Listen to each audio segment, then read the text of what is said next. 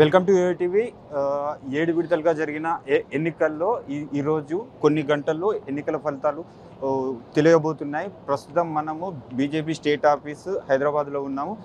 మనతో మాట్లాడడానికి state spoke person రాణి రుద్రమ గారు ఉన్నారు.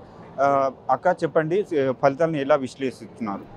చాలా అద్భుతమైనటువంటి రిజల్ట్ కనిపిస్తోంది. అయితే మేము ఇంకొంచెం 10 స్థానాల్లో దాకా ఎక్స్పెక్ట్ చేసినాం తెలంగాణ రాష్ట్రంలో. అయితే మాకు ఇప్పటివరకు 6 స్థానాలు అయితే పక్కా అయిపోయినాయి. ఇంకొక 2 స్థానాల్లో కూడా కొద్దిగా మెజారిటీలో ఉన్నాము. అంటే దాదాపుగా 8 స్థానాలను గెలుచుకునేటువంటి అవకాశాలు స్పష్టంగా కనిపిస్తున్నాయి. సో ఇది ఏదేమైనా కూడా పోయినసారి వచ్చినటువంటి మా 4 స్థానాలకి కలుపుకుంటే ఈసారి డబల్ వస్తుంది. సో ఏపీలో కూడా ఈక్వల్గా అక్కడ ఒక 4 లోక్సభ స్థానాలు, ఒక 8 అసెంబ్లీ స్థానాలు వస్తున్నాయి. మొత్తం మనకి మహారాష్ట్ర చూసుకున్నా కూడా, ఎక్కడ తమిళనాడు చూసుకున్నా, ఎక్కడ చూసుకున్నా కూడా మంచి స్థానాలని బీజేపీ గెలుచుకుంటోంది. ఆల్ ఓవర్ ఇండియాలో కూడా 3వ భారతీయ జనతా పార్టీ అధికారంలోకి రావాలి అని మేము కోరుకున్నాము. ప్రజలు కూడా అదే కోరుకున్నారు. 3వ మోడీ గారు ప్రధానమంత్రి కావాలి అని కోరుకున్నారు.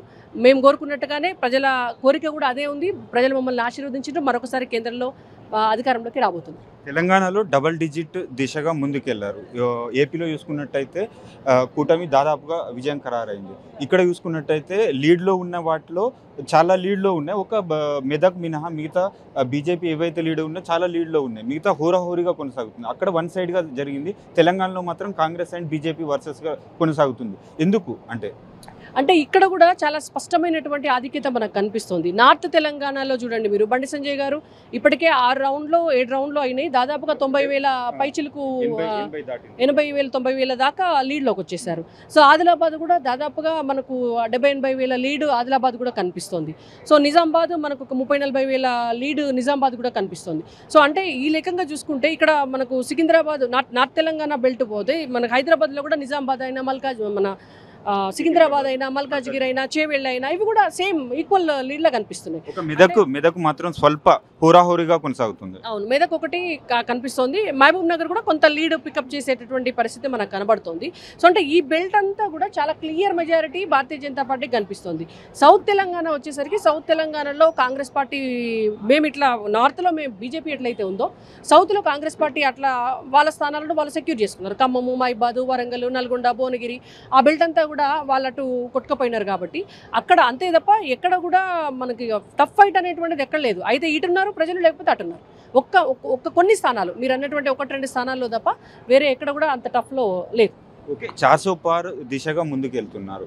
యూపీలో మెజారిటీ మ్యాజిక్ ఫిగర్ తీసుకొచ్చి సౌత్ ఇండియాలోకి వచ్చేసి ఈవెన్ కేరళలో కావచ్చు, తమిళనాడులో కావచ్చు ఖాతా ఒకవేళ తెరిస్తే మీకు 400 పార్ అనేది దక్కే అవకాశాలు ఉన్నాయి.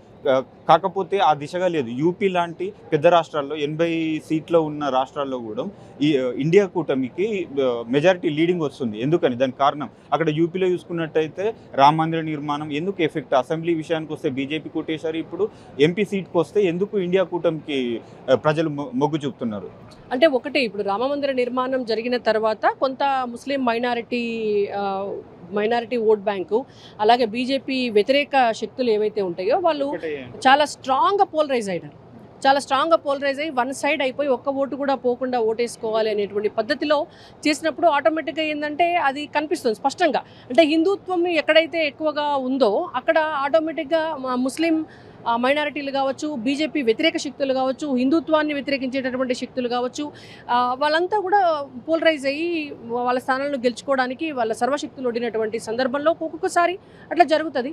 సో ఎనీవే అంటే యూపీలో కూడా ఎన్ని వస్తాయి అనేటువంటిది ఇంకా క్లారిటీ లేదు. సో ఆ క్లారిటీ వచ్చిన తర్వాత మనము అక్కడ ఎందుకు తగ్గినాము అనే దానికి డెఫినెట్గా ఒక పోస్ట్ మార్టం చేసుకునేటువంటి అవకాశం ఉంటుంది. అంటే ఈ ఎఫెక్ట్ అంటే కాంగ్రెస్ ప్రధాన అస్త్రాలుగా తీసుకెళ్ళింది. రాజ్యాంగం రద్దు, బీజేపీ వస్తే రాజ్యాంగం రద్దు అవుతుంది, రిజర్వేషన్ రద్దు అయితే దాని ఎఫెక్ట్ ఉందా, లేదంటే రాహుల్ గాంధీ గారి జోడో యాత్ర ఎఫెక్ట్ ఉందంటారా? అంటే ఒకటి, వాళ్ళు ఎన్ని చేసినా వాళ్ళు రాజ్యాంగం రద్దవుతుంది అనేటువంటి ఒక అబద్ధాన్ని అపప్రదను తీసుకెళ్ళినా కూడా రాహుల్ గాంధీ గారు చేసినటువంటి జోడో యాత్ర అయినా వాళ్ళని అధికారంలోకి తీసుకురాలేకపోయినాయి. ఇవాళ 10 సంవత్సరాలు అధికారంలో ఉన్నటువంటి భారతీయ జనతా పార్టీ పట్ల ప్రజలకు వ్యతిరేకత లేదు అనడానికి ఇది నిదర్శనం. నిజంగా ప్రజలకు కనుక వ్యతిరేకత ఉంటే ఇవాళ కాంగ్రెస్ పార్టీ కనుక మంచిగా పరిపాలిస్తుంది అనేటువంటి నమ్మకం కనుక ప్రజలకు ఉంటే డెఫినెట్గా ఇవాళ వాళ్ళకి అవకాశం ఇద్దరు కదా. కానీ వాళ్ళకి అవకాశం ఇవ్వలేదు అని అంటేనే దాని అర్థం ఏంటి అని అంటే భారతీయ జనతా పార్టీ పరిపాలన పట్ల ప్రజలు మంచిగా ఉన్నారు. వాళ్ళు చెప్పే రాజ్యాంగం విషయంలో వాళ్ళు చేసినటువంటి మోసం, ఇవాళ వాళ్ళు చెప్తున్నటువంటి అబద్ధాలు, ఇవన్నీ కూడా ప్రజలు నమ్మడానికి సిద్ధంగా లేరు. అంటే రాహుల్ గాంధీ గారిని ప్రధానమంత్రి అభ్యర్థిగా చూడడానికి కూడా ప్రజలు ఎక్కడ కూడా ఇష్టపడట్లేదు. కాంగ్రెస్ పార్టీ కూడా ధైర్యం చేసి రాహుల్ గాంధీని వాళ్ళ అభ్యర్థిగా ఏమీ అనౌన్స్ చేయలేదు. అంటే ప్రధానమంత్రి అభ్యర్థిని అనౌన్స్ చేసుకునే పరిస్థితిలోనే కాంగ్రెస్ కూటమి లేదు కదా. లేనప్పుడు ప్రజలు మాత్రం నాయకుడు ఎవరో తెలియకుండా ఓట్లు ప్రజలు ఎందుకు ఇస్తారు? కరీంనగర్ విషయానికి వస్తే భారీ మెజారిటీగా వెళ్తుంది. మిగతా ఈ మెదక్ కానీ మిగతా ఎక్కడ కానీ లేదు. అంటే 6 గ్యారంటీలు ఎఫెక్ట్ పడింది అంటారా? ఇప్పుడు ఎలా ఉండబోతుంది, దాని ఎఫెక్ట్ ఎలా ఉండబోతుంది? అంటే ఒక్కటే అండి, ఇవాళ జరిగినటువంటి లోక్సభ ఎన్నికలు, లోక్సభ ఫలితాలు అనేటువంటివి చాలా స్పష్టంగా ఒకటి క్లియర్. అది కేంద్రంలో భారతీయ జనతా పార్టీ అధికారంలో ఉండాలి అని ప్రజలు కోరుకున్నారు. మూడోసారి ప్రధానమంత్రిగా నరేంద్ర మోడీ గారు ఉండాలి అనేటువంటిది కోరుకున్నారు. అండ్ మీరు అడిగినటువంటి కరీంనగర్ స్థానంలో బండి సంజయ్ కుమార్ గారిని ఎంపీగా గెలిపించిన తర్వాత వారు రాష్ట్ర అధ్యక్షులైనారు. రాష్ట్ర అధ్యక్షులయ్యి భారతీయ జనతా పార్టీ ఎదుగుదలలో వారి ఎరా అనేటువంటిది చాలా కీలకం. అది చరిత్రలో లెక్కించదగినటువంటిది. ఆ 3 సంవత్సరాల టర్మ్ ఏదైతే ఉందో అది భారతీయ జనతా పార్టీని చాలా ముందుకు తీసుకెళ్ళింది. సో దానికి కరీంనగర్ ప్రజలు ఆటోమేటిక్గా ఏంటంటే వాళ్ళందరికీ కూడా ఒక ఫీలింగ్ ఉంటుంది కదా. అంటే మేము ఓటేసి ఒక ఎంపీగా గెలిపిస్తే ఇవాళ మా నాయకుడు తెలంగాణ వ్యాప్తంగా కూడా ఒక రాష్ట్ర నాయకుడు అయినాడు, రాష్ట్ర అధ్యక్షుడు అయినాడు, ఇవాళ జాతీయ ప్రధాన కార్యదర్శి అయినాడు, ఎంపీగా కూడా తన పర్ఫార్మెన్స్ పార్లమెంట్లో మంచిగా ఉంది. మళ్ళొకసారి ఎన్నుకుంటే డెఫినెట్గా కరీంనగర్కు మరింత సంక్షేమ పథకాలు వస్తాయి, నిధులు తీసుకురాగలుగుతారు, కరీంనగర్కు మరింత పేరు తీసుకురాగలుగుతారు, అందుబాటులో ఉండేటువంటి నాయకుడు. కాబట్టి వారిని ఎన్నుకోవాలనేటువంటిది చాలా స్పష్టంగా పోయినసారి 89,000 మెజారిటీ ఇచ్చినారు కరీంనగర్ ప్రజలు. ఇప్పటికే ఆల్రెడీ 1,00,000 దాటింది, ఇంకా కౌంటింగ్ హాఫ్ కూడా కాలేదు.